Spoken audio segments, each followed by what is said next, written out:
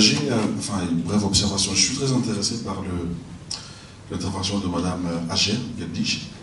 Et sur le protocole en fait, de Malabo, je trouve que c'est une bonne idée, mais je ne sais pas si vous partagez mon sentiment. J'ai comme l'impression que ce protocole porte en lui-même les germes de son impuissance, non seulement sur ce problème d'immunité et des nombres assez considérables des incriminations, mais je voudrais ajouter un autre élément, la nature même de ces incriminations peut poser problème. Je voudrais prendre l'exemple que vous avez relevé sur le crime de changement anticonstitutionnel de gouvernement.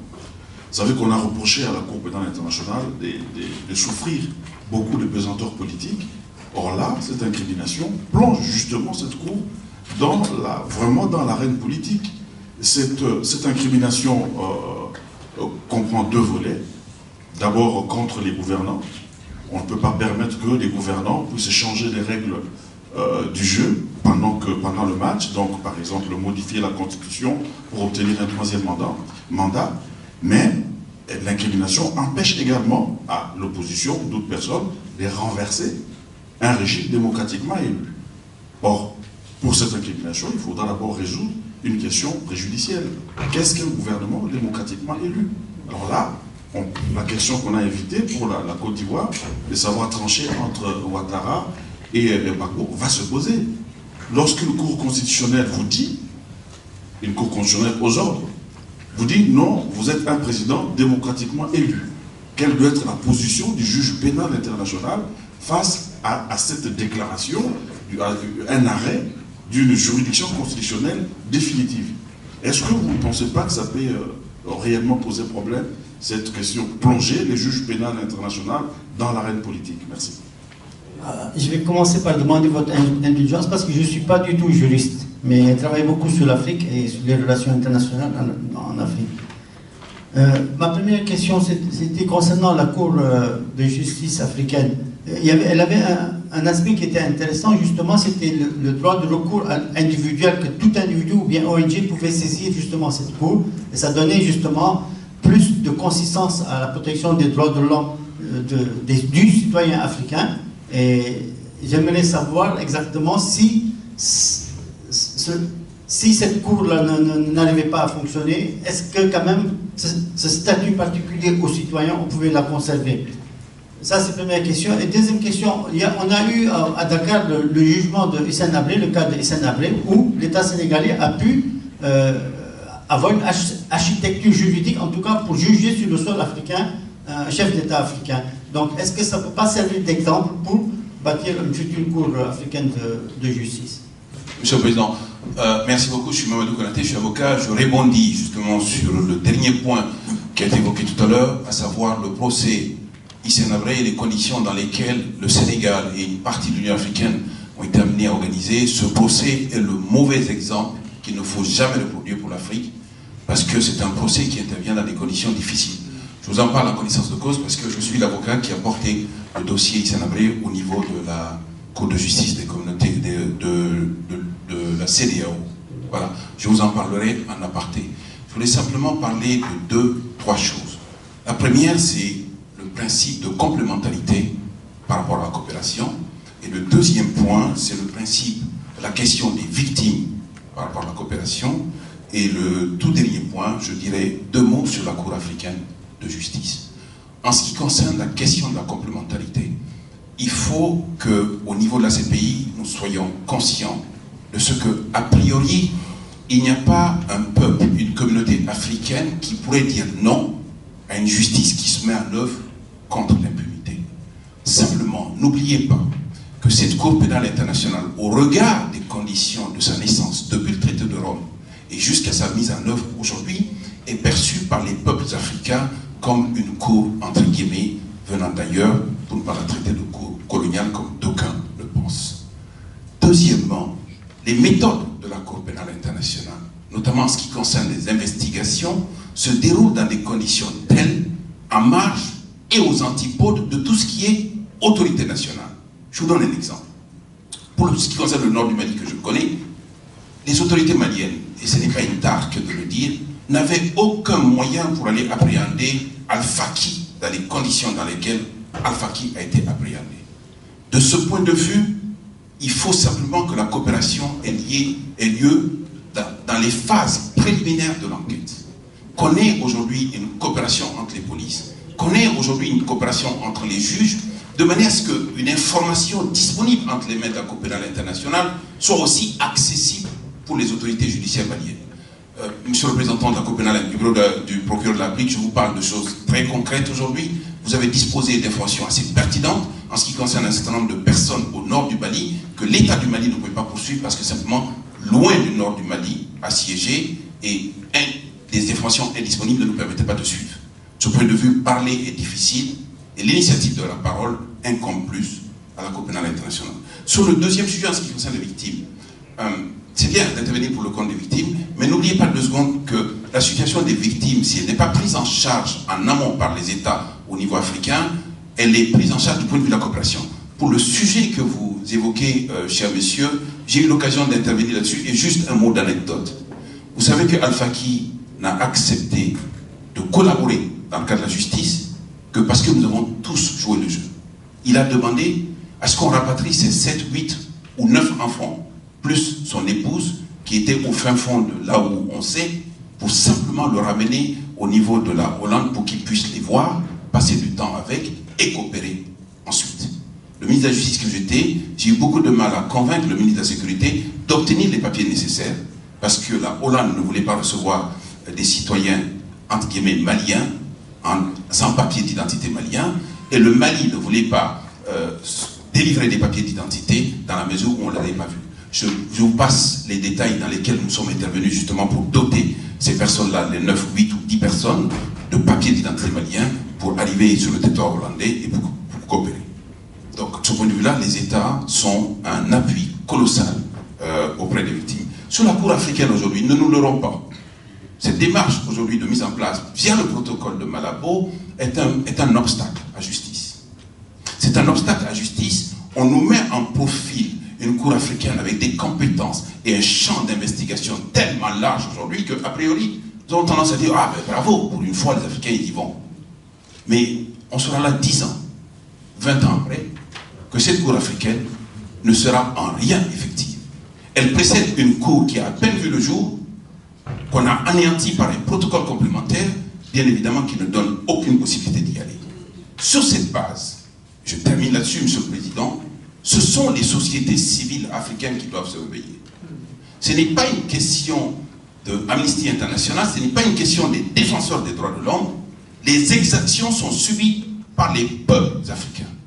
Et cette justice-là doit s'arrêter de donner écho tellement loin des lieux où ont lieu les victimes. Juste un exemple. On traîne un Centrafricain pour aller le juger à La Haye, alors que les crimes ont été commis en Centrafrique par les Centrafricains, et ce sont les Centrafricains qui en subissent les conséquences. Et vous voulez qu'après une procédure à La Haye, les Centrafricains, loin de La Haye, applaudissent une condamnation. Ils n'ont pas 2 mains, ils n'ont qu'une et une seule, l'autre a été amputée. Sur la dernière intervention, je comprends que ça pourrait être votre perception, Monsieur le Ministre, mais dans la réalité, c'est pas exactement ça qui se passe. Les victimes sont consultées dans toutes les exceptions de recevabilité soumises devant la Cour. Et c'est le bureau pour lequel je travaille qui est nommé pour les représenter. Elles sont consultées dans toutes ces procédures. Elles se sont prononcées en faveur de l'intervention de la Cour pénale en jugeant que leurs systèmes nationaux ne garantissaient pas une protection suffisante de leurs droits. Je suppose donc qu'il y a plusieurs points de vue. Il se trouve que, encore une fois, c'est dans des soumissions qui sont publiquement déposées et complètement ouvertement. Elles ne reconnaissent pas que les procédures nationales les protégeraient suffisamment et surtout leur garantiraient une parole ou une participation dans les procédures. Le seul problème qu'on a rencontré jusqu'à présent concerne la Libye, pas parce qu'elles sont contre l'intervention de la Cour en Libye, mais parce qu'on n'a pas accès aux victimes. Et c'est la seule affaire. L'autre affaire, et il n'y a pas eu de victime, c'est dans l'affaire sur l'article 70 qu'on a évoqué ce matin, et où il n'y avait pas de victimes qui participaient à la procédure. Donc je maintiens que à chaque fois que les victimes sont consultées, dans la plus grande majorité, elles se prononcent en faveur de l'intervention de la Cour pénale internationale, même si, et il semblerait que ce soit plutôt celle-là que vous avez rencontrée, un nombre infime se prononce pour des juridictions, pour des procédures au niveau national. Et simplement, et je ne reprendrai pas la parole comme ça, en ce qui concerne votre remarque sur le fait que la Cour ne se substitue pas aux autorités nationales, c'est effectivement primordial, notamment en ce qui concerne les réparations. Dans le cadre des réparations, alors vous avez eu l'exemple de Maître Kassongo qui disait que l'affaire Almadi était un modèle de justice. Oui, dans le cadre d'un plaidé coupable, simplement dans des procédures qui durent des années. Par exemple, vous avez dans la procédure Lubanga des enfants soldats qui attendent réparation depuis 2006. C'était pas sur la base d'un plaidé coupable. C'est vrai que les choses prennent extrêmement longtemps et que, heureusement, que la Cour n'est pas la seule responsable en matière de réparation, sinon vous auriez tout un pan de la population qui serait dans une situation désespérée. Ceci étant dit, c'est dans le meilleur des mondes. Il se trouve que au niveau de la République démocratique du Congo, rien non plus n'a été fait au niveau des autorités locales et que oui, la grande partie de la population est dans une situation désespérée, mais la Cour ne peut toute seule réparer l'ensemble des dommages subis, et il faut aussi que les autorités nationales prennent leurs responsabilités, qui est normale en la matière.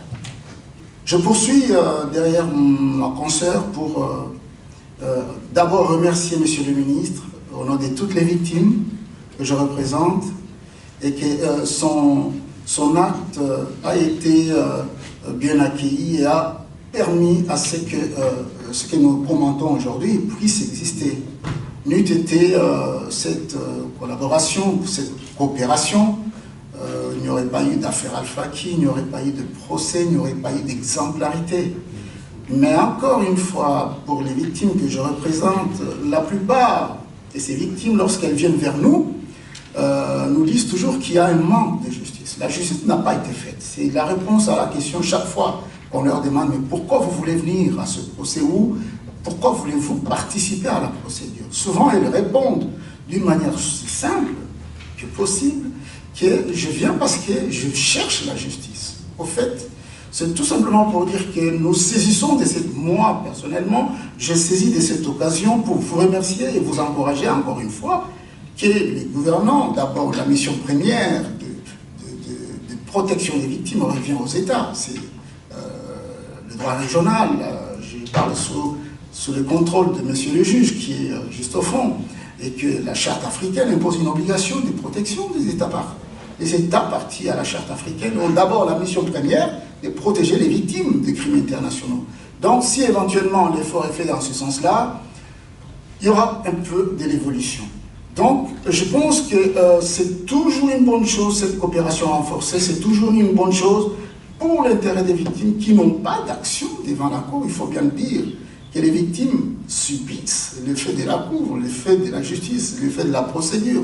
Ils n'ont pas de marge de manœuvre, elles viennent participer par autorisation. Donc elles viennent participer parce qu'elles ont été autorisées à y aller et à venir participer à des procédures. Juste cette précision. Merci beaucoup encore. Pour revenir juste à la question de son Excellence, mon cher confrère, je dois dire que je suis ravi d'entendre que, même si je peux comprendre la frustration qui peut être exprimée ici et là, que lorsque le bureau du procureur enquête, les autorités n'en savent rien. Je suis très ravi d'entendre ça. Ça veut dire que nous prenons la mesure de la gravité lorsque nous intervenons dans un pays donné. Et nous agissons en toute confidentialité.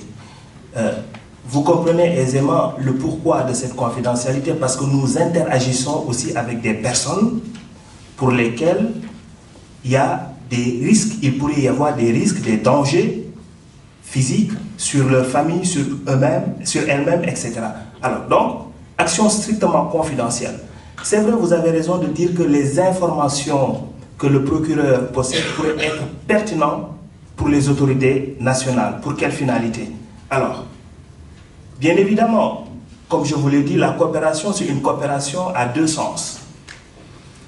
Le bureau du procureur peut demander la coopération de l'État, mais en même temps, l'État peut demander la coopération au bureau du procureur. Et c'est une coopération qui existe. Je ne sais pas si le Mali a eu, en un moment donné, à demander cette coopération-là au bureau du procureur pour partager les informations à sa possession, mais je dois vous dire que le mécanisme existe. Et je peux vous donner un exemple. On a eu des demandes de coopération de plusieurs États, y compris la République démocratique du Congo, qui demande à partager des informations sur certains incidents. Et la République démocratique du Congo a expliqué que ces informations étaient destinées à des enquêtes sur des crimes internationaux. Alors, bien évidemment, il ne suffit pas de demander pour que le bureau du procureur donne l'information. Vous comprenez tout à l'heure, comme je disais, il y a la confidentialité et le secret de l'instruction. Peut-être que ce sont des informations qui concernent des enquêtes qui sont en cours, qui intéressent le bureau du procureur. Il peut y avoir des questions liées à la confidentialité de l'information, peut-être parce que l'information a été reçue par le bureau du procureur sous le sceau de la confidentialité. Par exemple, c'est une information qui est reçue qui est donnée par une société civile qui dit « je ne veux pas que mon nom, l'endroit, ma date de naissance soient divulgués ». Alors, et d'autres éléments, c'est que l'information qui est demandée, est-ce qu'elle va être utilisée dans le cadre d'un procès qui pourrait impliquer l'application de la peine capitale? Est-ce que le bureau du procureur pourrait partager ces informations? Donc vous voyez, ce sont des éléments qui sont examinés au cas par cas pour déterminer dans quelle mesure et jusqu'où le bureau du procureur peut aller en termes de partage d'informations, mais aussi jusqu'où le bureau du procureur peut aller en matière de divulgation des informations à sa possession, surtout s'agissant des questions de protection. Alors, vous avez aussi évoqué la question de la proximité de la justice. Vous avez raison, la justice, de préférence, doit être appliquée d'une façon qui soit proche aux victimes. Et vous le savez aussi qu'en République démocratique du Congo, par exemple, les juges avaient posé le débat sur la question de procès in situ. Alors, ici, les autorités avaient été invitées à soumettre leurs observations pour dire est-ce que les conditions sécuritaires, logistiques et autres permettaient l'organisation de procès en République démocratique du Congo. Je ne sais pas si le Mali avait demandé cela à la Cour ou pas, et dans d'autres situations, peut-être la République centrafricaine, je ne sais pas si la question est demandée ou pas, mais en toute hypothèse, il faut prendre en considération le contexte des crimes, l'environnement d'action, pour dire est-ce que c'est le cadre le plus approprié pour permettre aux victimes de venir déposer, aux témoins de venir déposer d'une façon qui respecte leur intégrité physique, les membres de leur famille et autres. Voilà des questions extrêmement complexes qui, je pense, méritent une réflexion, mais je suis parfaitement d'accord sur la nécessité de cette proximité. Je ne serai pas en faux. Simplement à propos de la possibilité de tenir les procès in situ, et notamment l'exemple auquel Aziz faisait référence en République démocratique du Congo. Ce sont les victimes elles-mêmes qui se sont opposées à ce que les audiences se tiennent en République démocratique du Congo et en Ituri. Et je vais vous expliquer clairement pourquoi, et vous allez voir que finalement tenir des procès à La Haye, c'est peut-être pas si absurde que ça. D'abord, il ne s'agissait pas d'un procès qui devait se tenir, mais d'audience qui devait durer 3 jours pour l'ouverture du procès. Les coûts, c'était plus de 250 000 €. Vous comprenez qu'il arrive un moment où c'est indécent même de tenir 3 jours d'audience pour ce prix, sachant encore une fois que rien n'est fait en termes de réparation. et d'autres besoins assez immédiats. Et d'autre part, ça ne permet pas la participation des victimes aux audiences, ça ne leur permet pas de suivre parce que ça les mettrait en danger et qu'en l'occurrence, les mécanismes qui sont organisés sur le terrain en termes de protection de tous les intervenants font que de toute façon, les victimes ne peuvent pas assister aux audiences. Et je me dois de vous dire que dans ce cas particulier, malheureusement, ce sont les victimes elles-mêmes qui se sont opposées à la tenue des audiences. Après, c'est très à la mode pour les juges, à chaque début de procédure, de demander au greffe de faire un rapport sur la possibilité de tenir des audiences in situ. Encore une fois, on ne parle pas de procès in situ, on parle d'audience, et les coûts sont toujours, grosso modo, similaires. Je vous laisse en tirer les conséquences. Moi, j'ai été amenée, en tant que représentant légal des victimes, à m'opposer. Après les avoir consultées, hein, ça ne sort pas uniquement de mes conclusions, de mon cerveau. C'est après les avoir consultées, elles se sont opposées. Je vous laisse en tirer les conclusions vous-même. En l'occurrence, je pense qu'elles ont bien fait. Je me permets de répondre rapidement aux 4 questions qui m'ont été posées. La première, monsieur le professeur, vous me dites, est-ce qu'on va plonger les juges dans l'arène politique et si on va élargir la compétence de la future Cour africaine pour les questions de changement anticonstitutionnel de gouvernement? Je vous dirais juste que parmi les principes de base de l'acte constitutif de l'Union africaine, il y a l'article 4P qui parle de condamnation, de rejet de changement anticonstitutionnel de gouvernement. C'est quoi ces crimes-là? C'est les coups d'État. A priori, vous allez me dire que cela est réservé à la souveraineté, c'est du droit constitutionnel. Oui, mais aujourd'hui, on parle d'internationalisation du droit constitutionnel, on parle de paradigmes internationaux, on parle de principes universels de démocratie, de droits de l'homme, d'état de droit. Et donc, par conséquent, je pense qu'il n'y a pas de mal. D'ailleurs, l'article 2A du protocole de Malabo le dit. Il dit que cette Cour a compétence et cette compétence est étendue sur consensus des États parties à d'autres crimes afin de refléter le développement du droit international. Il faut suivre le mouvement, je pense. Plus que cela, vous avez entendu peut-être parler du projet de Cour constitutionnelle internationale, un projet initié par le professeur Ayad Ben Achour par la Tunisie, et la demande a été officiellement remise aux Nations Unies en 2016, mais aussi à l'Union africaine. Peut-être Monnier était, on a dit qu'il était un fou lorsque 100 ans avant il a parlé d'une Cour pénale internationale. On dit que M. Ayad Ben Achour est aussi il est un fou de parler d'une Cour constitutionnelle internationale, mais en tout cas, aujourd'hui, il y a une prolifération extraordinaire, une véritable prolifération des cours internationales. On parle d'arbitrage, d'investissement, droit de la mer, projet d'une Cour mondiale des droits de l'homme. Suivant le mouvement, je pense qu'il n'y a pas de mal, d'autant plus qu'on est dans le fief du développement du droit international, et l'Union africaine, en tout cas, se pose comme un continent pionnier en la matière. En tout cas, je ne pense pas du tout qu'on va imprégner la Cour. Mon seul problème, c'est les questions, encore une fois, de ressources humaines qualifiées, de ressources financières, d'indépendance aux partenaires. Ça, c'est les questions que l'on pourra poser. Comme vous le savez, l'Afrique ne peut pas financer ses organes. On dépend carrément des partenaires, on dépend de l'Occident, et ça, on peut faire carrément une interférence dans l'indépendance et l'intégrité des juges. Ça, c'est une autre question. La deuxième question, elle concerne le droit au recours individuel à préserver.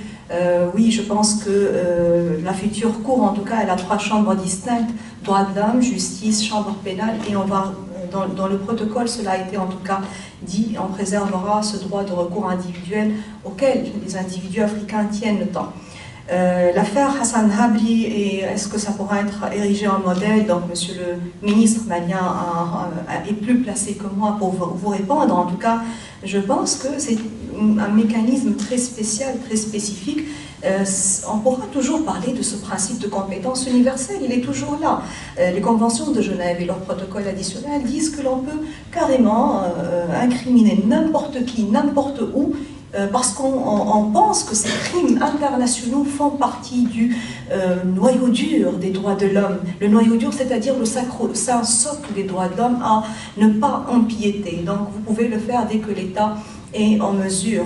La Belgique l'a fait par rapport à Netanyahou, mais en raison des pressions politiques, socio-stratégiques, on a cessé de le faire. En tout cas, c'est un débat, on pourra le poursuivre dans les couloirs. Quatrième question, c'est par rapport à l'obstacle à la justice, protocole de Malabo, obstacle à la justice pénale internationale. Monsieur le ministre malien, je partage carrément et vivement votre point de vue.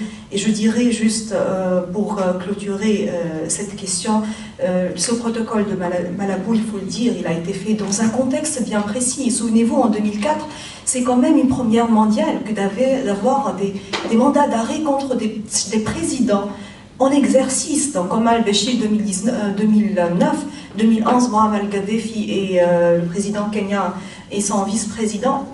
Imaginez un seul instant qu'on a un mandat d'arrêt contre Trump, contre George Bush Jr., contre Vladimir Poutine, qui sont en train quand même de faire tous les crimes confondus aujourd'hui en Syrie, en Irak, en Afghanistan. Imaginez cela. Non seulement ils vont verrouiller tout, mais ils vont faire plus que le protocole de Malabo. Il faudra juste se situer dans une situation, je pense, complètement inédite, voire absurde. La justice pénale internationale, il n'y a pas dans cette justice, il n'y a pas que le volet technique, juridique, il y a malheureusement aussi le volet politique, le volet diplomatique, et donc je pense qu'il est grand temps pour les pays africains de restaurer, rétablir la confiance avec la CPI. Cela exigera beaucoup de diplomatie et beaucoup de pédagogie. Je vous remercie. Je voudrais juste évoquer la question sur les crimes qui sont commis ailleurs. Donc pour préciser, ce sont des allégations que le bureau du procureur est en train d'examiner d'autres situations sous examen préliminaire, mais faisons attention aux accusations. Donc faisons très attention sur ce qui se passe ailleurs et ne préjugeons pas de quelque chose si on n'a pas établi les éléments. Donc je rappelle encore, ce sont des examens préliminaires, ceci d'autant plus que ce ne sont pas des éléments de preuve, ce sont des communications. J'avais entendu les observations de ma collègue, malgré la véhémence du ton, qu'elles étaient sous réserve de présomption d'innocence. Alors, j'avais promis de vous donner la parole, mais quand même, aucune question ne m'a été posée, mais je peux me donner la parole pour faire une observation. Autour de la question de la complémentarité, de la naissance d'une justice pénale internationale africaine, purement africaine, de sa relation avec la justice universelle. Monsieur le ministre disait tout à l'heure que le protocole de Malabo, c'était, je ne me souviens plus de votre terme, mais en tout cas une négation de la justice, du principe de justice. Je me fais la réflexion que dans notre discussion autour de ce sujet-là, il manque un troisième élément, il manque un invité autour de la table. Surtout lorsqu'il s'agit de l'Afrique, c'est la justice transitionnelle. Parce que l'idée que les chefs d'État africains, à travers l'Union africaine, se font et veulent transmettre de la justice à l'africaine, ne repose pas sur le schéma de la Cour africaine de justice et des droits de l'homme. La Cour africaine de justice et des droits de l'homme, de mon point de vue, c'est un peu le sacrifice que l'on fait à la justice formelle universelle. Je me souviens qu'en même temps que se forgeait Malabo, il y avait aussi un groupe de sages qui travaillaient sous l'égide de l'Union africaine, et ce groupe de sages n'était composé d'autres que d'anciens chefs d'État africains, et qui voulaient précisément proposer une issue, une idée de justice, en tout cas le mécanisme correspondant à l'idée de justice africaine et de sortie de crise. Et leur proposition reposait sur cette problématique qu'au cœur, il y a une manière africaine de finir les conflits, de régler les conflits, de terminer les crises.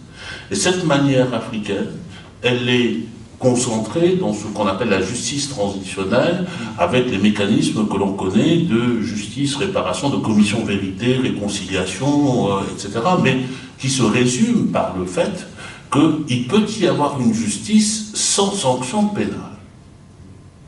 Il peut y avoir une justice sans sanction pénale. Et il me semble que de ce point de vue-là, je prolonge un peu ce que vous avez dit, Monsieur le Ministre, parce que je pense que cela va plus loin. L'idée de neutraliser les mécanismes de justice formelle va plus loin.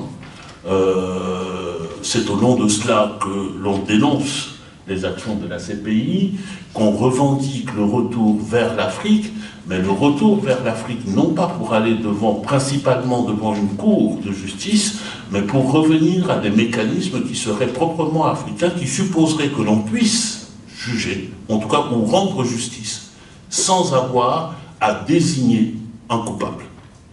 Et donc sans avoir à appliquer une sanction véritablement, et c'est là que se trouve, me semble-t-il, la racine du mal. C'est un peu, quelqu'un disait ce matin qu'il n'y avait pas, la justice n'avait pas d'odeur, n'avait pas de saveur, n'avait pas de couleur, n'avait pas de ceci, n'avait pas de cela, mais l'idée qui ressort de l'Union africaine, me semble-t-il, c'est la lecture que j'en ai, c'est que notre justice en matière pénale et lorsqu'il s'agit des crimes dont nous sommes en train de parler, qui heurtent notre humanité commune, il y avait une manière africaine, avec des odeurs africaines, des couleurs africaines, avec de les rendre, qui est différente d'ailleurs, et qui suppose que, éventuellement, on reconnaisse les victimes, éventuellement, on reconnaisse qu'un crime a été commis ignoble, mais qu'on ne s'interroge pas sur la responsabilité des uns et des autres, et sur le fait de savoir si M.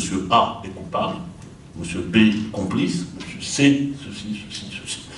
Donc, bon, j'avais dit que je n'avais pas droit à la parole, je vous la rends. Peut-être qu'on peut prendre 2 ou 3 autres questions dans la salle. Edwige Biessou, doctorante en droit public à l'université de Reims, Champagne-Ardenne. Je vous remercie pour vos différentes interventions qui furent très édifiantes. J'ai 2 questions à vous poser. La première est relative à la complémentarité entre la CPI et les pays de situation en Afrique. J'aimerais savoir si ces États ont tous adopté des lois de transposition du statut de Rome dans leur droit interne afin de juger les crimes internationaux. La deuxième question s'adresse à Madame Geldish. Partagez-vous l'avis de certains auteurs qui pensent que c'est justement la clause d'immunité contenue dans le protocole de Malabo qui retarde sa ratification par les États africains? Merci. Oui, Ludovic Kokolo, juriste. S'il faut me lever ou je peux m'asseoir. Hein. Bien. Je trouve quand même un petit paradoxe et un décalage entre ce qu'offre aujourd'hui la Cour pénale internationale au niveau mondial. On parlait de compétences universelles. Nous fêtons, je pense, cette année 70 ans de Déclaration universelle des droits de l'homme.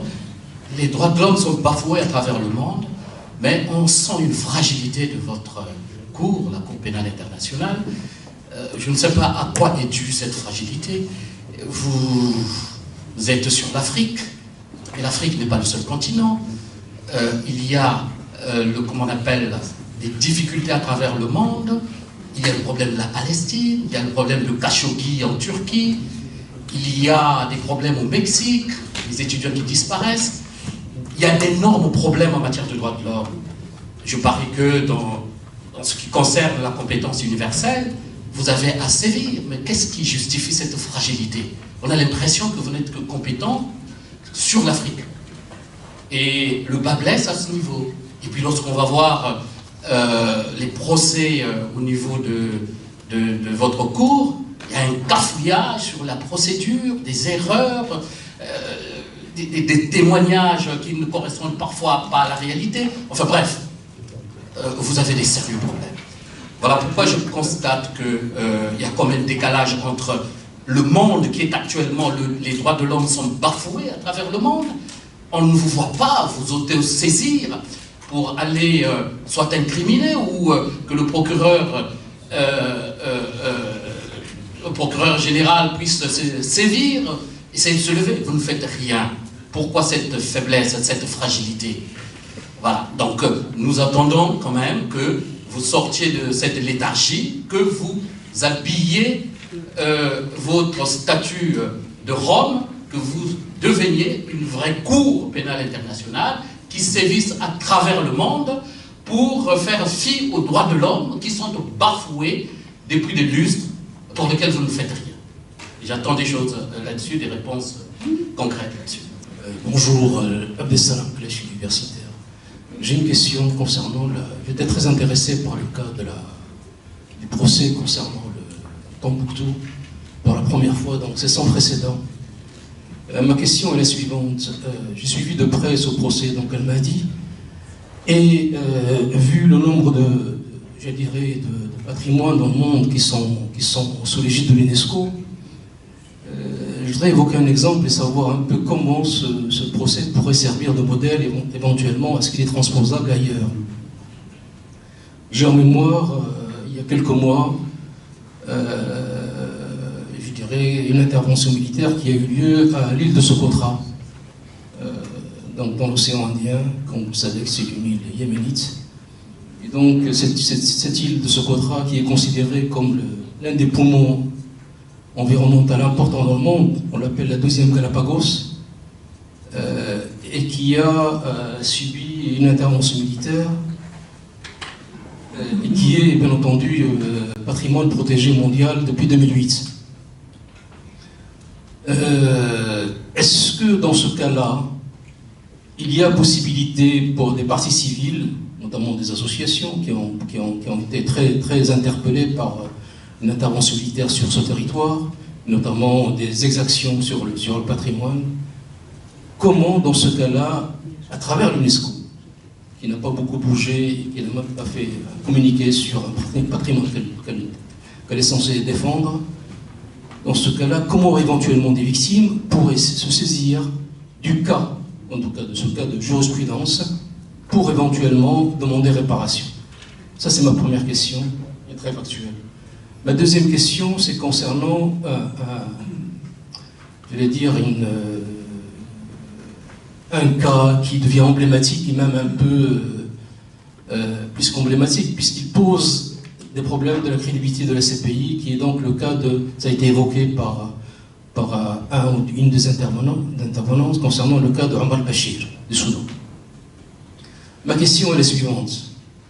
Pour quelles raisons il y a des obstacles ou des blocages dans la mesure où nous savons qu'il y a des témoins aujourd'hui, et très longtemps on nous a dit qu'il n'y avait pas des témoins qui pourraient témoigner de ce qu'ils ont subi, notamment au Darfour, et ces témoins existent actuellement en plus sur le territoire européen, puisque depuis maintenant 2005, depuis maintenant 4 ans, 5 ans, on arrive à voir par des centaines de milliers des victimes aujourd'hui sur le territoire européen.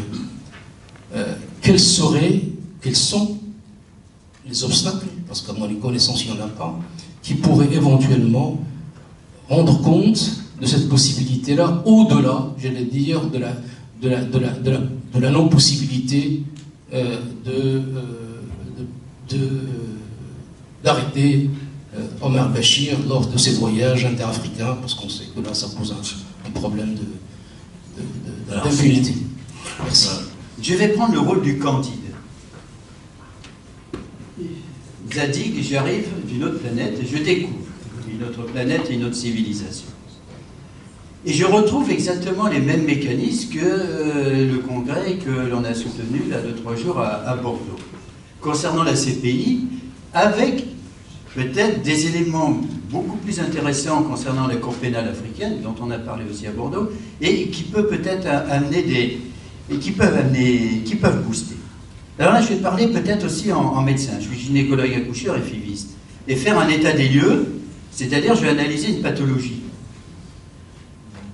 Alors, CPI, CAP, c'est bien, mais est-ce suffisant? J'ai la sensation que nous parlons d'un principe de complémentarité, mais que la CPI est rentrée depuis longtemps dans un principe de précaution. Elle a besoin d'une crédibilité, elle a besoin d'une visibilité. Donc il faut que le droit soit respecté dans toutes les formes du terme, du début à la fin, de façon que rien ne soit entaché. Heureusement qu'en médecine, avec nos faiblesses, nous n'agissons pas toujours comme ceci, même si nous avons des clauses de conscience, il n'y aurait pas beaucoup de cancers de traités, de pathologies, de stérilité et de pathologies graves, car nous serions toujours à l'âge de la tisane. Il faut savoir prendre des risques, il faut savoir sortir des sentiers battus, il faut peut-être savoir innover. Ça me rappelle quelque chose. Quand j'étais jeune étudiant, pas besoin d'un peu plus d'une minute de plus, il y avait ce qu'on appelait le chariot à visite. Alors on était une trentaine, il y avait le patron, l'agrégé, le chef de clinique, etc., les internes étaient là. Et puis, il y avait le cours magistral au pied du malade. Et on expliquait à tout le monde, devant la personne qui était dans son lit, la pathologie. Et on ne parlait pas à un homme, on ne parlait pas d'un homme. On parlait d'un objet technique. On parlait d'une pathologie. Et j'ai l'impression que nous sommes un peu dans la même dimension. Là, il y a le droit. Et il y a le droit. Et il y a le droit. Mais nous sommes dans une communauté mondiale. J'ai la sensation qu'il y a déjà, concernant la forme et le fond, un manque d'information planétaire, globale, de la CPI. Une dame a dit ce matin, madame qui a été professeure à Lille, si on demande à un kidam dans la rue qu'est-ce que la CPI, il va répondre. Bah non, il y en a 95% qui diront c'est quoi ce truc? C'est quoi ce machin? À quoi ça sert? Quels sont ses objectifs? Alors, est-ce qu'on ne peut pas aller un petit peu plus loin? Est-ce qu'on n'est pas en train d'inverser, à l'heure actuelle, en parlant que du droit, le déterminisme et la finalité? Est-ce qu'on n'inverse pas la causalité, les effets et les causes? Je découvre, comme j'ai découvert la dernière fois, alors que c'est dans l'objet de la Cour pénale internationale, dans son préambule, les victimes. Et les victimes n'ont même pas de définition, ça commence à venir. Ça paraît quand même assez aberrant, extraordinaire. Si je blesse, pardonnez-moi, je suis totalement novice et je ne cherche pas à blesser. Ou alors, est-ce que nous sommes dans un système de placebo? Ou est-ce que c'est simplement une conscience collective qu'on essaye au niveau d'une planète de s'acheter pour pouvoir dire que le droit est respecté? Mais je crois que si on inverse, ce n'est pas le crime qui passe en premier, ce n'est pas la punition, c'est le droit des victimes. C'est simplement la possibilité de l'équité, c'est-à-dire qu'il doit y avoir réparation, mais réparation pourquoi? Pour anticiper, pour éviter les récidives, pour inciter à la prudence. Donc ce primum movens, c'est là. Et je vais aller un petit peu plus vite. On parle de dualité à l'heure actuelle. Il y a ça, on ne peut pas s'en sortir et autres. Mais j'ai appris par un vieux maître en philosophie, on en parlait à midi, que quand il y a deux extrêmes, il y a toujours une voie du juste milieu pour s'en sortir par le haut. Il y a toujours un équilibre. Est-ce qu'on ne peut pas prendre ce qui est de bon du côté de la common law et ce qui est dans le droit romain germanique, ce qui est mauvais, pour créer une troisième voie? C'est peut-être ce que veut faire justement la communauté continentale africaine, et non pas régionale. Et alors là, il en sortira peut-être quelque chose. Mais est-ce qu'on ne peut pas encore aller plus loin? Est-ce qu'on ne peut pas sortir de mécanismes anciens que l'on voit à l'heure actuelle, qui sont peut-être déjà des combats d'arrière-garde? Est-ce qu'on ne peut pas transformer la CPI, car notre planète ne pourra pas faire l'impasse un jour d'un tribunal mondial? Et les choses vont très vite. Madame Gerdich a parlé tout à l'heure des nouveaux crimes. Bien sûr, mais il y en a d'autres qui vont venir et qui vont très vite. Depuis 2 ans, on soutient quelque chose d'innovant à Bordeaux, qui est les convergences du droit et du numérique. Quand on voit la cybercriminalité, les systèmes autonomes qui arrivent, le bioterrorisme, je vous assure que ce dont on parle à l'heure actuelle, ce n'est rien à côté de ce qui risque d'arriver. Alors est-ce qu'on ne pourrait pas créer de nouveaux mécanismes de pensée, d'action, sur la forme, sur le fond, au niveau de la CPI, un petit peu comme une start-up, pour amplifier les niveaux de conscience, amplifier cette conscience collective au niveau de l'humanité? Si la société savait les buts, effectivement, de la CPI, si elle savait ce qu'elle peut faire, ses difficultés, comment elle est bloquée à l'heure actuelle, comment elle ne peut pas, je pense qu'il y aurait toute une communauté civile, ça a été dit par monsieur le juge tout à l'heure, qui pourrait embrayer et soutenir. Alors, on a mis les moyens en premier, mais ce n'est pas les moyens qui comptent, il me semble, ce sont les buts. Donc, ouvrir de nouvelles voies et de nouvelles espérances. Et je vais terminer sur une boutade pour provoquer. Platon disait, je vais citer un peu de mémoire, je crois que c'était dans la République, que les peuples ne se plaignent pas d'être gouvernés par des tyrans s'ils ne sont pas capables de prendre en main leurs affaires eux-mêmes. Alors, si nous sommes tous prisonniers d'un environnement comme ceci, autogénérés, autocontrôlés. Ça ne m'inquiète pas, moi, les USA qu'ils ont dit ça. Nous, en médecine, ça nous booste. Au contraire, ça oblige à aller plus loin. Ils ne font que montrer leur propre faiblesse en essayant de s'enfermer. Et ça permettrait, au contraire, à la Cour africaine, à la Cour pénale internationale, d'aller plus loin, trouver des mécanismes.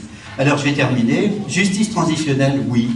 Mais de tout temps, le droit régulier a toujours été soutenu par le droit coutumier. Et ça s'appelle construire des consciences. Construire des hommes pour qu'ils sachent œuvrer dans le futur. Et ça, c'est ce que j'espère. Alors, ma boutade pour provoquer, si au moins on ne peut pas faire ça, que la CPI crée au moins ce qu'on appelle un code de déontologie à l'usage des gouvernants et des chefs d'État. Je vais commencer par la dernière intervention de M.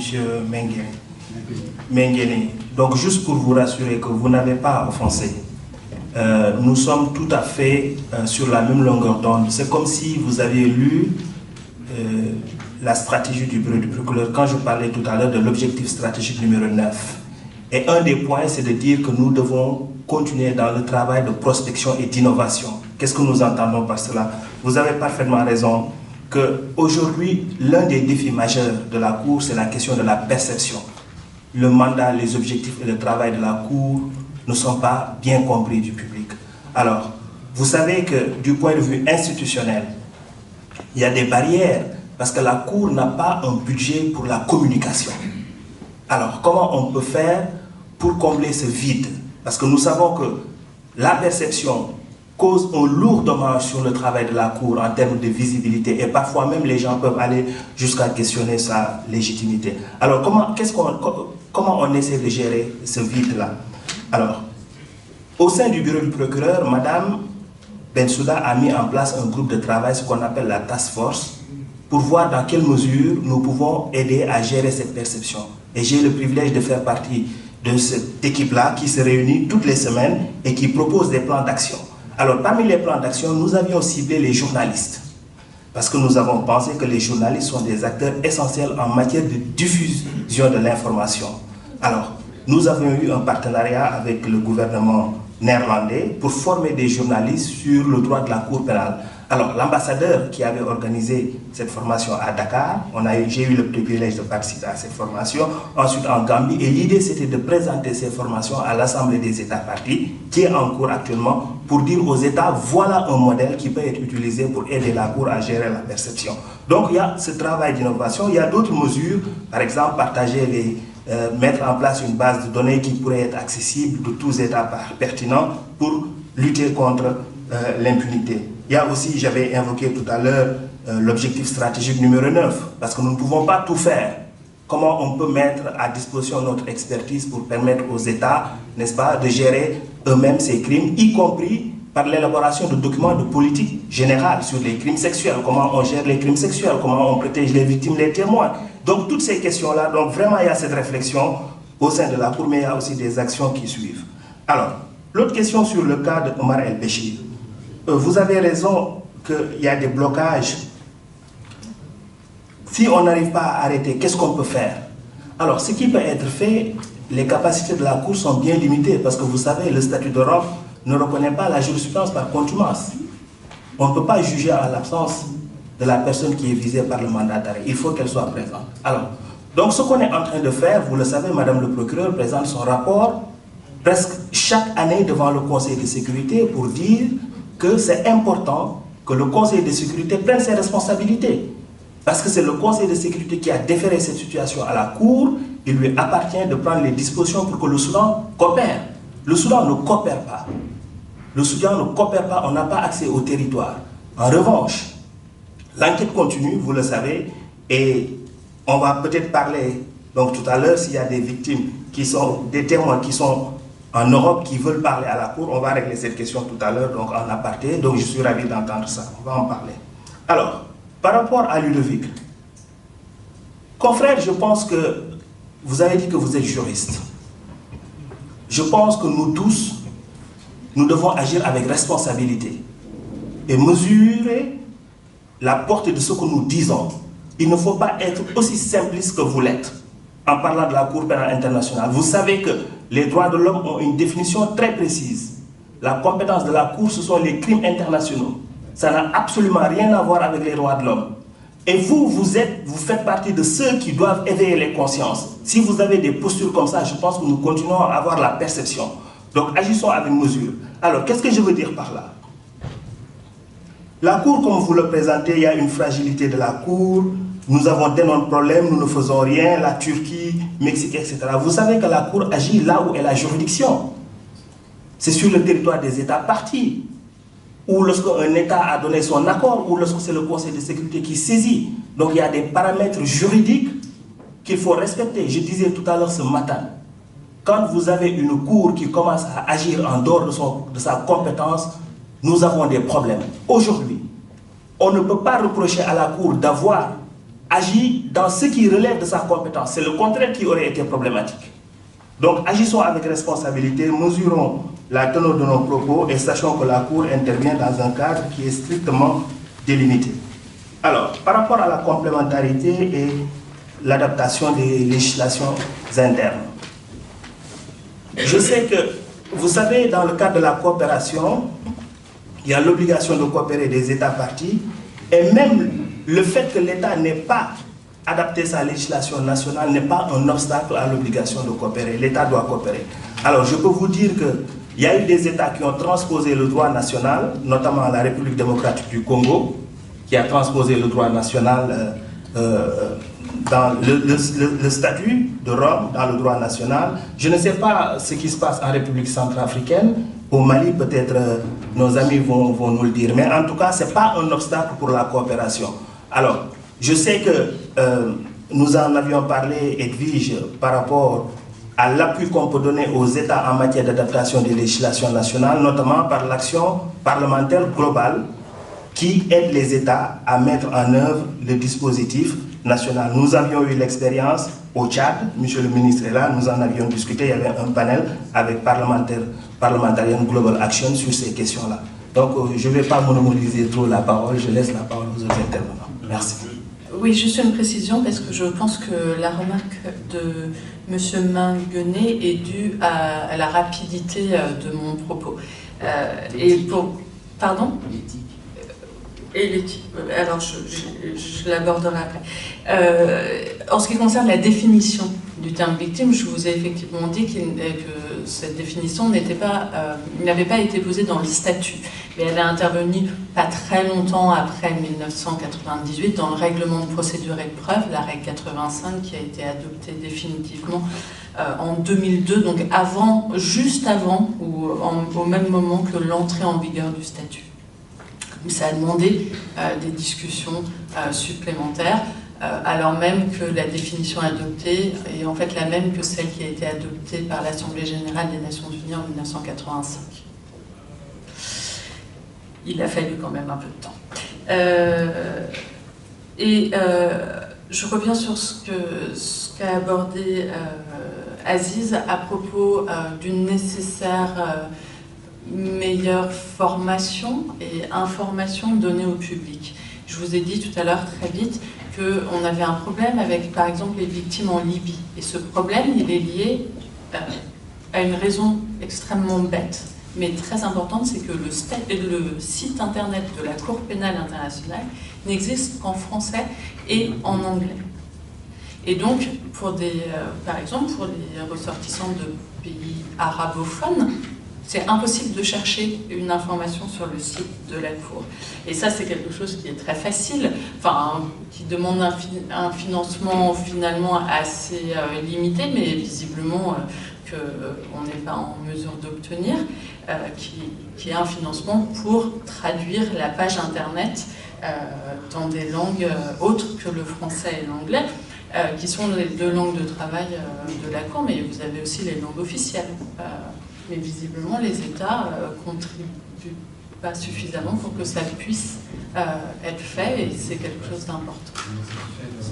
Bien, en réponse à la question de Madame la doctorante sur la mise en œuvre du statut des Roms, je voudrais confirmer ce qu'a dit Aziz en ce qui concerne la RDC. Effectivement, en 2015, la RDC a promulgué une loi de mise en œuvre du statut des Roms de la Cour pénale internationale Et dans cette loi, plutôt cette loi introduit dans le code pénal les crimes de génocide, les crimes contre l'humanité, les crimes de guerre, bref, tous les crimes relevant de la compétence de la Cour. Donc, cette loi a rajouté des nouveaux articles dans le code pénal congolais et a rajouté aussi des dispositions sur la reconnaissance des droits des victimes et des droits des accusés. Et cette loi a même reconnu le principe de l'indifférence de la qualité officielle en ce qui concerne les crimes capitaux, les crimes de guerre, les crimes contre l'humanité, les crimes de génocide. Voyez-vous, si bien que, après avoir entendu tous les débats autour de la question d'immunité, on constate donc qu'il y a des incohérences entre les différents textes légaux qui sont pris en Afrique. Ouais, d'une part, on revient sur la reconnaissance des immunités des chefs d'État. D'autre part, en tout cas en ce qui concerne la RDC en particulier, on réaffirme le principe contenu dans l'article 27 du statut des Roms, à savoir le principe de l'indifférence de la qualité officielle des chefs d'État, des chefs de gouvernement, en ce qui concerne les poursuites pénales s'agissant des crimes capitaux. Voilà. Alors, monsieur le conseiller avait posé la question aussi, enfin, toujours, on veut suggérer qu'on réponde aussi sur la République centrafricaine. Je vais donner très brièvement 2 ou 3 éléments. La transposition, si on peut l'appeler ainsi, a été faite en République centrafricaine à travers le code pénal de 2010.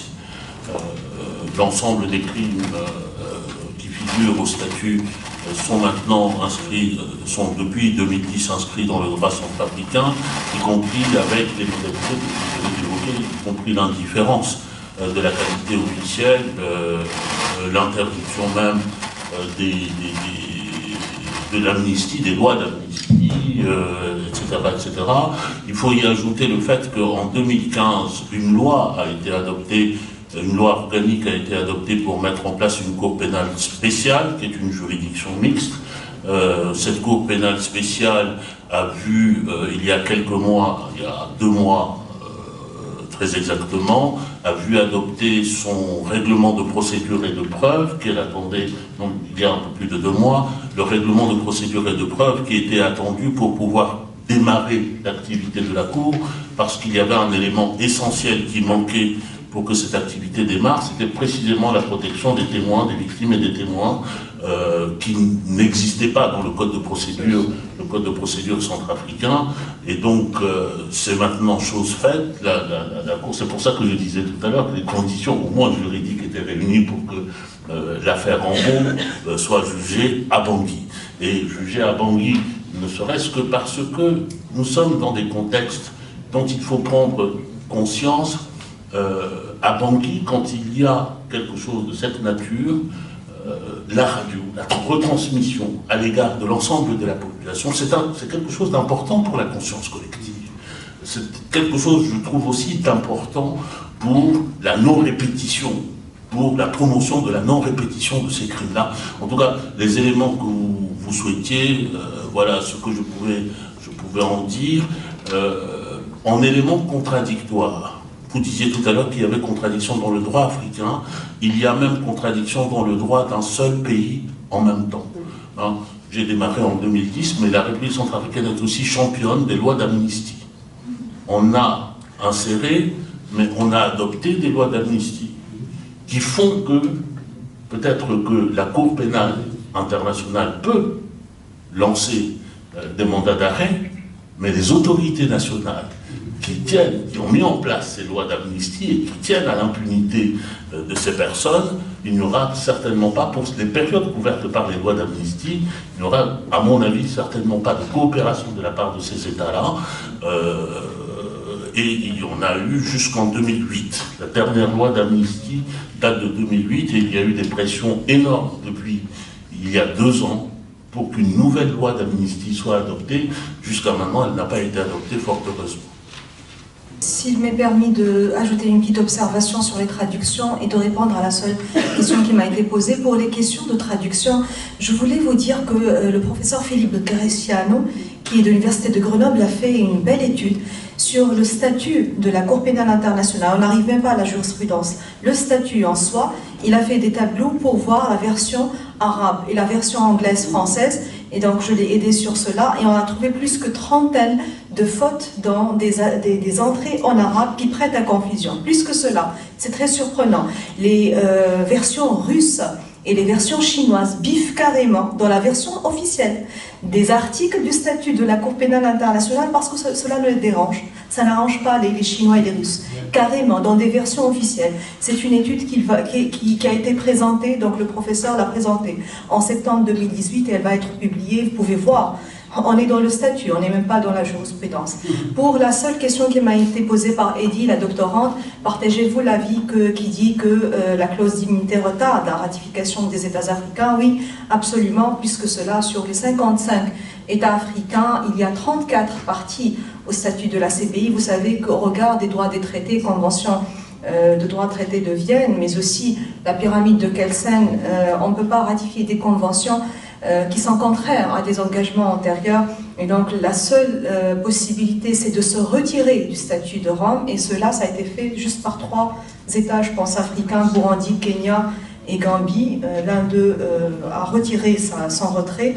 En tout cas, cela veut dire que les États africains ne sont pas du tout prêts à ratifier ce protocole de Malabo, et à partir d'aujourd'hui, je pense que l'appel est lancé carrément à faire un amendement de ce protocole extrêmement dangereux à mon sens. Je vous remercie. Merci Monsieur le Président. Je voulais rebondir en réponse par rapport aux questions qui m'ont été posées. Enfin, une question qui m'a été posée sur l'importance historique ou l'intérêt de la jurisprudence almadi par rapport au cas des îles Sonacotra que vous avez souhaité Socotra, excusez-moi. Socotra, excusez-moi. Justement, je voudrais préciser tout simplement qu'on n'a pas eu le temps d'aborder la question, d'analyser ces jugements, hein, c'est-à-dire le jugement des condamnations et l'ordonnance des réparations au fond, tout simplement parce qu'on n'avait pas eu beaucoup de temps, mais de précision, de taille, la saisine, l'autosaisine peut permettre. Ce n'est pas aux victimes de demander l'autosaisine. Le mécanisme a été bien détaillé par mes confrères. Justement, les associations, les ONG peuvent toujours essayer d'envoyer une requête au procureur qui saisira peut-être, mais ça ne dépend pas des victimes. On ne peut pas aller au-delà des mécanismes qui sont prévus. Je parle sous le contrôle de mes confrères qui peuvent rajouter quelque chose là-dessus. Mais ce que je voulais plutôt préciser pour la jurisprudence almadi en question, c'est que c'est une jurisprudence qui est historique. Qui est historique parce que c'est pour la première fois que la Cour juge de ce crime. C'est historique parce que dans ce crime, on n'a pas jugé les crimes de sang. On a jugé que les crimes contre les biens, crimes pour le patrimoine détruit. Mais ce qui est très important aussi à comprendre, c'est que le jugement des condamnations a été suivi d'un autre jugement qui s'appelle l'ordonnance de réparation. Et cette ordonnance de réparation s'appuie sur le jugement des condamnations, va même plus loin en précisant la nature des préjudices, en reconnaissant certains préjudices discutables, même difficiles à reconnaître, déjà dans les crimes de sang, mais là, dans les crimes contre les biens sont reconnus, préjudice moral individuel, préjudice moral collectif, et même préjudice collectif économique, en l'occurrence, bénéfice de la ville de Tombouctou. Donc le retour à l'activité, aux activités des différents acteurs économiques qui ont été lésés en ce moment-là. Mais ce qui est d'important à souligner ici, c'est que c'est une jurisprudence qui pourra faire référence, si votre cas arrivait, devant la Chambre. Mais on ne peut pas le dire aujourd'hui, on ne peut que le souhaiter. Juste une précision, malheureusement, les îles auxquelles vous faites référence sont sur le territoire du Yémen, qui n'est pas un État parti au statut de Rome. Donc la seule saisine, enfin la seule possibilité serait par le biais du Conseil de sécurité, il y a très peu de chances que la situation au Yémen arrive par ce biais-là. Je voudrais juste revenir sur un point, parce que depuis ce matin, on a comme l'impression que les relations entre l'Afrique et la Cour pénale internationale ont atteint un point qui serait d'une façon irréversible. Alors, je pense que les choses ne sont pas comme cela. Alors, les choses ne sont pas comme ça parce que c'est vrai qu'il y a des efforts des deux côtés vers la normalisation des relations. Je le dis d'autant plus avec aisance qu'au sein de la Cour, je fais partie de ceux qui interagissent avec l'Union africaine en particulier. Au moment où je vous parle, le conseiller juridique de l'Union africaine est à l'Assemblée des États partis à la Cour pénale internationale. Donc c'est extrêmement important de le dire, et qu'en même temps, chaque année, nous avons avec l'Union africaine un séminaire technique conjoint entre la Cour pénale internationale et l'Union africaine. Parallèlement à cela, les officiels de la Cour rencontrent les autorités de la Cour de l'Union africaine, notamment les présidents de l'Union africaine, mais aussi le chairperson de l'Union africaine, donc le président de la Commission de l'Union africaine. Donc il y a des discussions qui sont en cours entre les instances. Il faut continuer aussi à saluer le travail extrêmement important que certaines personnalités ont mené, pas seulement les officiels de la Cour. Rappelons-nous également, le président Kaba avait placé dans son mandat la question de la normalisation des relations et le rôle de la société civile dans le rapprochement. Il y a des avancées, il ne faut pas qu'on s'arrête en si bon chemin. Au final, même s'il y a des incompréhensions sur certains aspects, il faut continuer à travailler sur les questions qui nous unissent. Et c'est cela le discours de la Cour. Il y a beaucoup de questions qui nous unissent. La question des victimes. Il y a la question des crimes sexuels à caractère sexiste.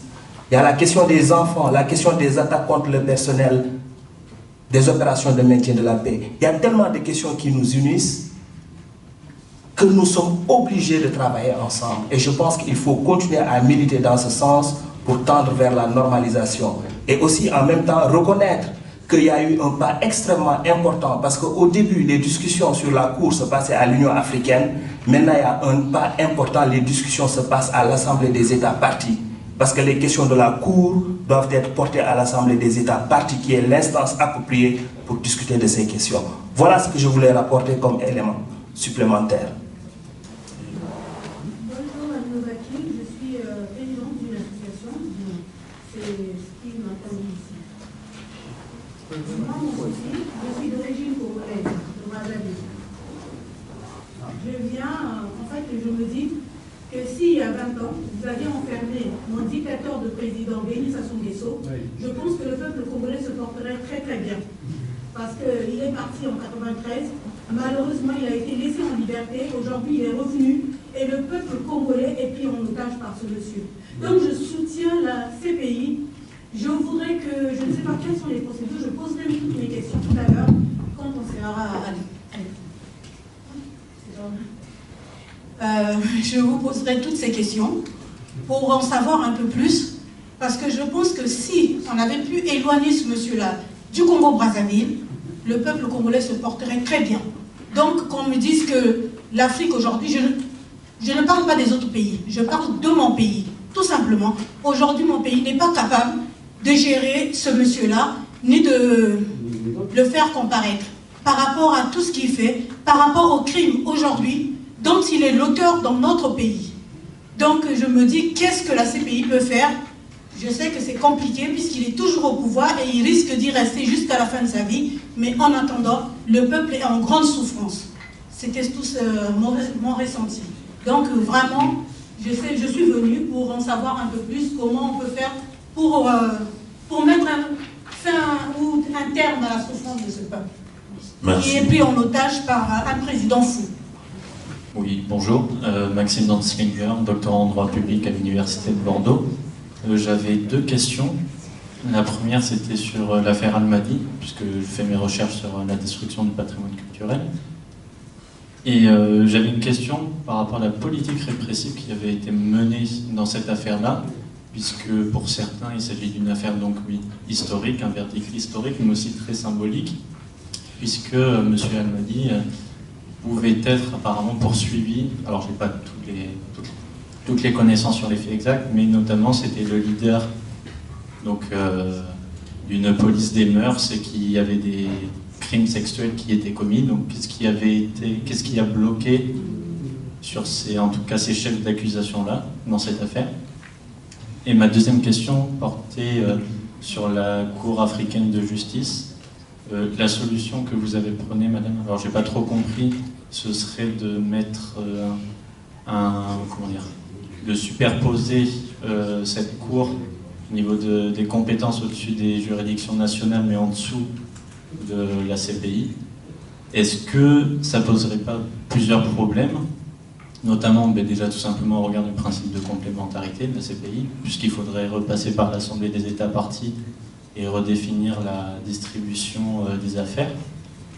Et ensuite, en admettant que cette solution soit poursuivie, est-ce qu'on n'en revient pas au principe d'autonomie des juridictions internationales et qui pourrait créer une sorte de, on va dire, de forum shopping entre la CPI et cette potentielle nouvelle juridiction? Bonjour, en tout cas je vous remercie pour cette conférence que je trouve en tout cas très instructive et en tout cas pour ma part j'ai beaucoup appris. Bon. En fait, moi mon intervention ne consiste pas à poser une question, j'aimerais simplement faire une remarque. Et pour cette remarque, je reviens en fait sur le rôle du candidat. Bon, je suis addict, j'arrive sur cette planète là maintenant, et bon, on me dit de parler de la CPI. Et on me dit, est-ce que vous pensez que la CPI est contre l'Afrique ou pas contre l'Afrique? Eh bien, moi je dirais simplement, qu'est-ce que je vois? Je vois en fait le procureur de la CPI qui est africain. Je vois le président de la CPI qui est africain. Et je vois des juges effectivement qui composent la cour qui sont africains. Alors j'ai dit, ben, j'aurais du mal à vous dire que cette cour-là est contre l'Afrique. Je dis, soyons quand même réalistes.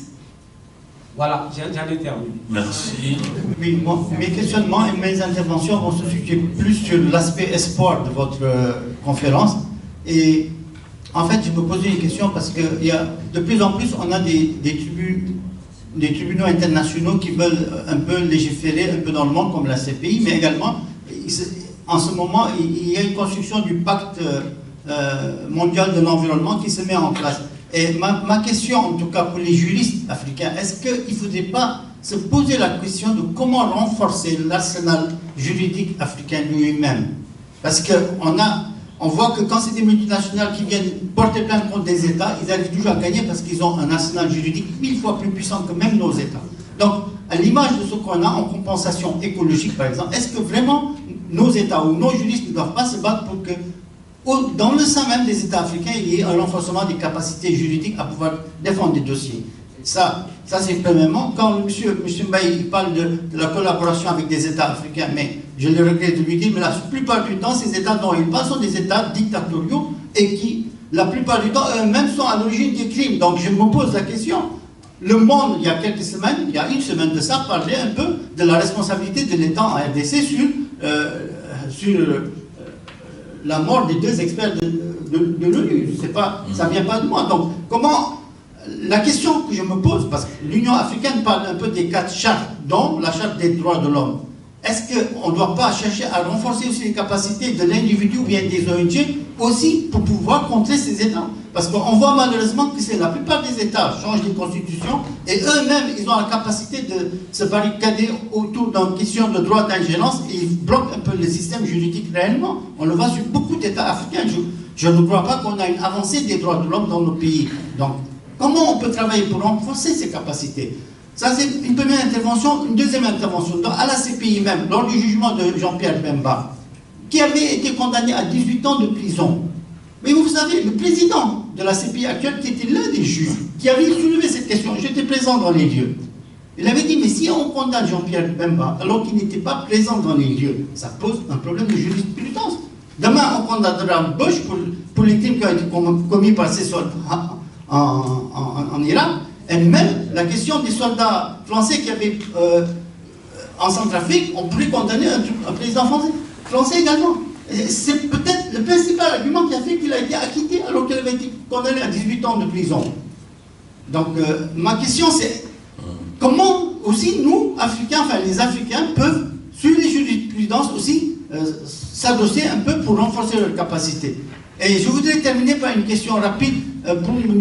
Mbaye également dans ces pays. Je crois qu'il y a une enquête préliminaire sur les forces nouvelles en Côte d'Ivoire. Des experts des Nations Unies avaient abordé ce sujet à l'OCDE. Je voudrais savoir où c'est que ça en est. On va revenir au panel. Alors, je voudrais juste dire, pour commencer sur l'affaire Bemba,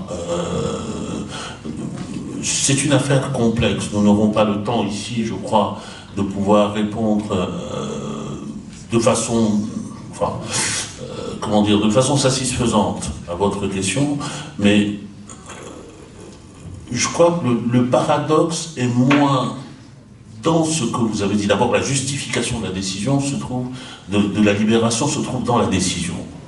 Et cette justification, les juges ont essayé de la rendre la plus rationnelle et techniquement justifiée possible, la plus possible.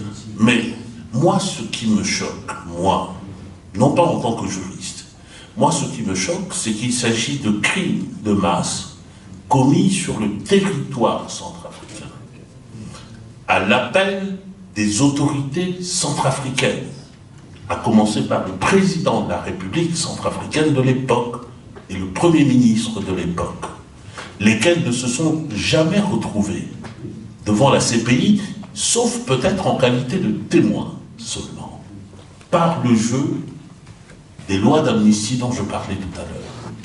Et évidemment, peut-être qu'on a pris en compte le fait qu'on ne voudrait pas se retrouver avec l'hypothèse où on sera en train de juger François Hollande ou Nicolas Sarkozy. Peut-être. Mais en tant qu'Africains, je pense qu'il est aussi de notre devoir et de notre responsabilité de demander des comptes à nos gouvernants qui étaient aux commandes pendant que Bemba était de l'autre côté du fleuve dans un autre pays et que le contrôle sur les troupes qui étaient sur le terrain, on sait très bien que c'était les Centrafricains qui l'assuraient, qui donnaient les ordres et qui, eux, ne se sont pas retrouvés là-bas. Voilà. Alors, d'abord sur l'affaire Almadi, je crois. Oui, enfin une bonne réponse.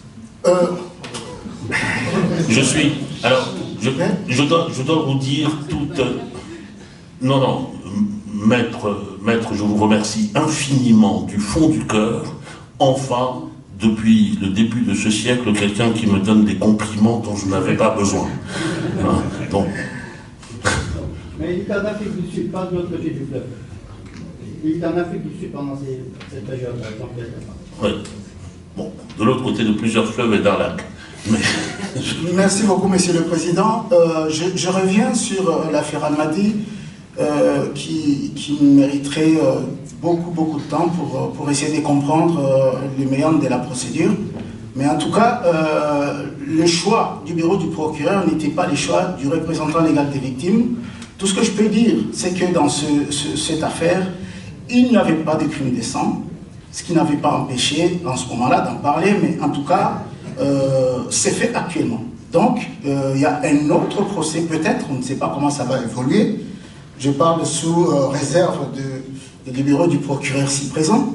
Mais en tout cas, l'affaire Almadi ne concerne pas les violences ni les autres crimes de sang. Donc, c'est une affaire qui ne vise que le patrimoine protégé. Et c'est en cela qu'il est historique, et que cette affaire est historique, et qu'elle est de référence. Elle va porter jurisprudence. Je rebondis à la fin pour continuer sur ce que j'expliquais. C'est plutôt la jurisprudence de la Cour qui sera le crime de guerre par excellence en matière de patrimoine de protection, de patrimoine culturel.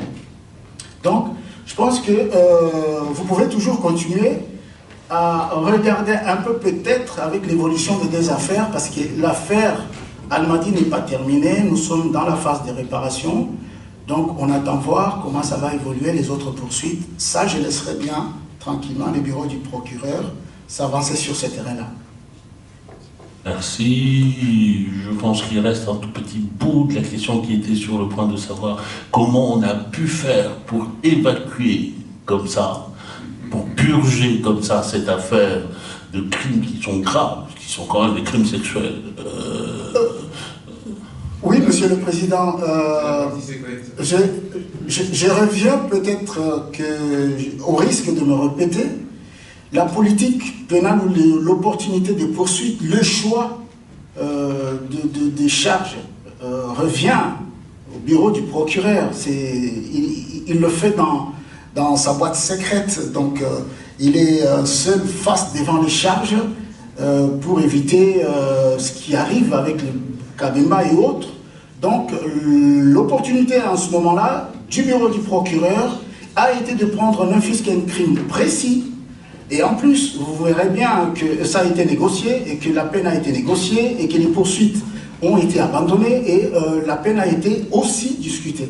Et que c'est à ce sens, à ce niveau-là, que les marges des thèses différentes antagonistes ont pu jouer, c'est sur la peine, sur l'exemplarité ou non de la peine. Mais en tout cas, le choix du procureur, le choix du bureau du procureur est un choix en quelque sorte souverain, si on peut le dire, comme ça, ne dépend ni du représentant légal des victimes, ni de la défense encore moins. Donc nous ne pouvons qu'obéir à son choix. Mais on aura tendance, en tant que représentant légal des victimes, ça arrive aux confrères, de chercher à introduire certaines charges qui n'ont jamais été visées par l'acte d'accusation. Malheureusement, ça n'a jamais apporté des bons effets par rapport à certaines jurisprudences. Je parle sous le regard intelligent de mon confrère. Mais en tout cas, ce choix-là est indépendant de la volonté du représentant légal des victimes, qui ne peut que constater ce que le bureau du procureur a choisi. Merci, cher maître. Professeur Geldige, peut-être. Je vous remercie. J'ai eu une question par rapport au professeur qui me disait, qui critiquait un peu mon interprétation large du principe de la complémentarité. En fait, on est bien d'accord que la Cour pénale internationale, elle est créée en vue de mettre fin à l'impunité, ou du moins de lutter contre l'impunité. Et donc, je pense que cette interprétation avait pour objectif justement de combler un vide juridique du statut de la CPI qui ne dit rien. Donc, la CPI intervient à titre subsidiaire, mais afin de transcendre le niveau national, mais aussi le niveau régional, qui sont inefficaces, je pensais que c'est une idée ou une manière de voir, certes qui pourrait être discutée. Je ne prétends nullement détenir la solution, c'est juste une manière, je disais, pour transcendre la clause d'immunité du statut de Malabo. Juste, j'aurais aussi aimé voir dans ce colloque une intervention dédiée à la compétence de la Cour pénale internationale à l'égard des acteurs non étatiques, nommément Daesh en Libye, parce que c'est un problème juridique énorme. Le statut ne dit rien sur cela, c'est un phénomène nouveau, les acteurs non étatiques, surtout donc les réseaux terroristes, et ça peut aussi être sujet d'un grand colloque dans le futur. Je vous remercie. Pardon. Merci beaucoup, chers collègues. Nous prenons d'ores et déjà rendez-vous sans date pour ce grand colloque. Et je laisse la parole pour terminer autour du panel à monsieur le conseiller. Merci beaucoup. Je ne m'attendais pas à autant de questions, je dois vous dire. Alors, je commence par la dernière. Donc, sur l'enquête en Côte d'Ivoire, pas un examen préliminaire. Tout à l'heure, notre ami journaliste avait évoqué la question et que de façon péremptoire, il s'est fait ses conclusions. Je pense que le procès est en cours. Il faut laisser les juges délibérer et que le débat ne se fait pas en public, le débat se fait au prétoire et sur la table du juge. Il faut attendre. Donc vous comprenez parfaitement que je ne puisse pas m'exprimer dans ce dossier qui est en cours. Donc vous me permettrez cela. Alors, en revanche, sur les enquêtes, tout à l'heure la question avait été évoquée. Oui, mais pourquoi un camp et pourquoi l'autre camp, pas l'autre camp? Je dois vous dire, et le procureur l'a répété à maintes reprises, que les enquêtes dans l'autre camp sont en cours et sont intensifiées. C'est très clair. Alors maintenant, il y a des questions stratégiques qu'on ne va pas développer ici. Comme je le disais tout à l'heure, il y a des impératifs qui exigent que l'instruction soit confidentielle. Mais je puis vous rassurer que c'est cela le cas. Alors, vous avez raison. Pourquoi ne pas renforcer le cadre juridique national? Je pense que ça, c'est une question fondamentale. C'est une question fondamentale.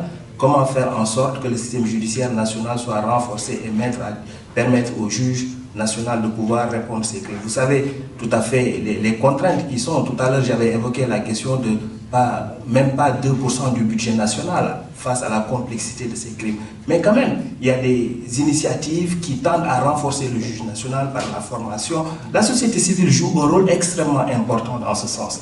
Pas seulement en matière de renforcement des capacités. Je sais que par exemple en République démocratique du Congo, il y a beaucoup de pression de la société civile, mais aussi de collaboration de la société civile avec les autorités judiciaires pour réduire le fossé de l'impunité, avec ces 30 cas prioritaires qui sont en cours. La société civile joue un rôle extrêmement important, mais aussi elle joue un rôle important auprès de la Cour, parce que ce sont des sources d'information dans le cadre de nos enquêtes. Ce qui fait que tout à l'heure, quand vous avez dit, oui, le régime en place peut commettre, etc., bon, ça sont les allégations. Mais soyez sûrs que ce ne sont pas des paramètres qui sont occultés. Ce sont des paramètres qui sont dûment pris en compte dans le cadre de nos approches stratégiques. Alors, maintenant, pour en revenir à la question de la sélection des affaires du bureau du procureur. Oui, donc sur ça, vous avez évoqué le cas Almadi. Pourquoi le bureau du procureur n'a pas agi sur les crimes sexuels à caractère sexiste? Alors, donc je vous dis que la détermination, souvent, et toujours d'ailleurs, pour être correct, est basée sur les éléments à disposition. Vous pouvez le dire que le bureau du procureur avait... Est-ce que le bureau du procureur...